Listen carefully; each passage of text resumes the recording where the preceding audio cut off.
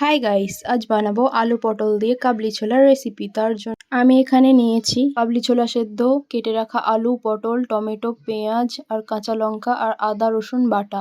এরপর গ্যাস চালিয়ে কড়াইটাকে বসিয়ে দিয়ে তার মধ্যে তেল দিয়ে যখন গরম হয়ে যাবে, এরপরে আমরা ওর মধ্যে পটলগুলো দিয়ে ভালোভাবে নেড়ে চেড়ে নিতে হবে। এরপর পটল ভাজা হয়ে গেলে নামিয়ে নিয়ে আবার কড়াইয়ে তেল দিয়ে দেব। এরপর পাঁচফোড়ন আর তেজপাতা দিয়ে আলু দিয়ে ভালোভাবে নেড়ে চেড়ে নিতে হবে। পর আলু একটু ভাজা হয়ে গেলে ওর মধ্যে পেঁয়াজ দিয়ে নেড়ে চেড়ে নিয়ে ওর মধ্যে হলুদ গুঁড়ো, নুন আর জিরে গুঁড়ো আর লঙ্কার গুঁড়ো দিয়ে ভালোভাবে নেড়ে চেড়ে নিয়ে ওর মধ্যে আদা রসুন বাটা দিয়ে দিতে হবে। এরপর মশলা ধোয়া জলটাকে দিয়ে ভালোভাবে নেড়ে নিতে হবে।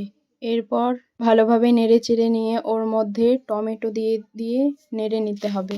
এরপর ওর মধ্যে পটল, লেবু দিয়ে মাখানো কাবলি ছোলাটাকে দিয়ে ওর মধ্যে নেড়ে নিতে হবে।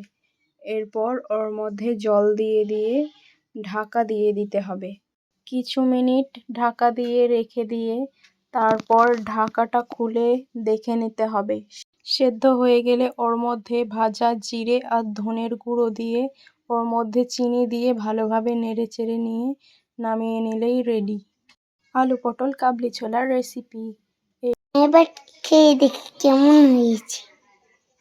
ওয়াও, দারুণ হয়েছে, দারুণ হয়েছে, খুব টেস্টি।